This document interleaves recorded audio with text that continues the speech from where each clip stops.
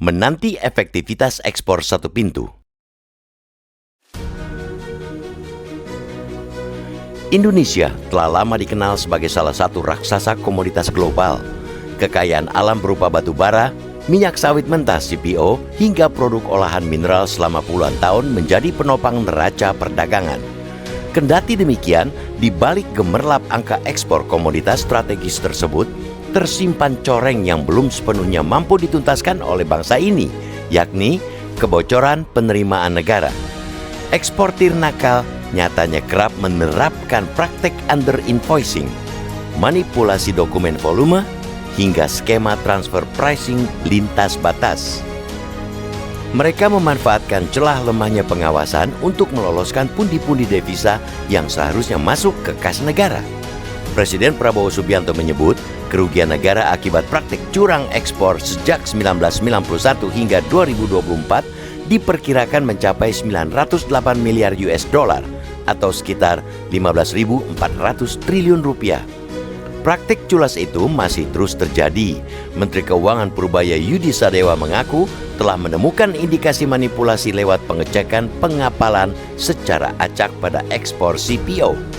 Ada selisih hingga 200% pada dokumen ekspor dengan pencatatan impor oleh negara tujuan, dalam hal ini Amerika Serikat. Pemerintah kini menguji keberaniannya membenahi salah satu titik paling rawan dalam tata kelola perdagangan nasional itu.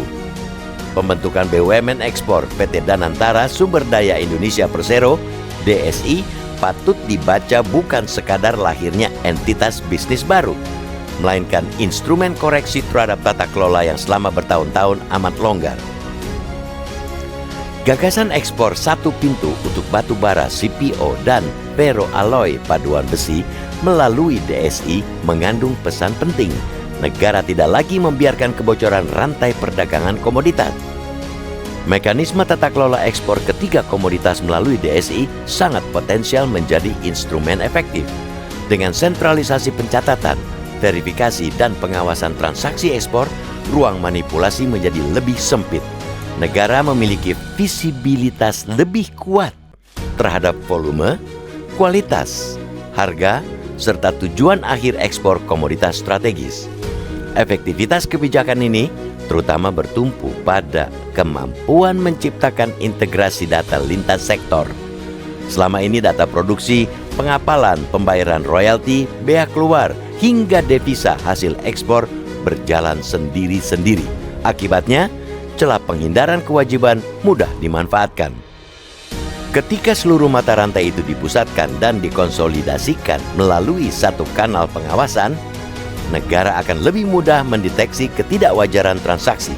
Praktek memperkecil nilai transaksi untuk menekan kewajiban pajak dan penerimaan negara dapat dibabat secara signifikan. Namun, kita juga perlu mengingatkan agar tata kelola baru ekspor sumber daya alam diterapkan secara hati-hati. Mengetatkan pengawasan adalah keharusan, tetapi mematikan gairah bisnis adalah kecerobohan. Sektor usaha sangat sensitif terhadap dinamika pasar global yang menuntut kecepatan eksekusi logistik, pemenuhan kontrak, serta efisiensi. Jangan sampai peran DSI sebagai pintu tunggal dalam praktiknya justru menimbulkan kemacetan birokrasi baru. Pun, jangan malah menjelma menjadi maklar yang menciptakan beban ekonomi biaya tinggi.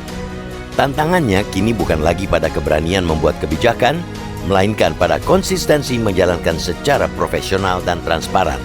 Pada akhirnya, tata kelola ekspor yang sehat tidak hanya soal menambah penerimaan negara. Kebijakan itu harus mampu memastikan kekayaan alam negara benar-benar mengalir untuk kemakmuran rakyat, bukan mengendap di kantong para pemburu rente.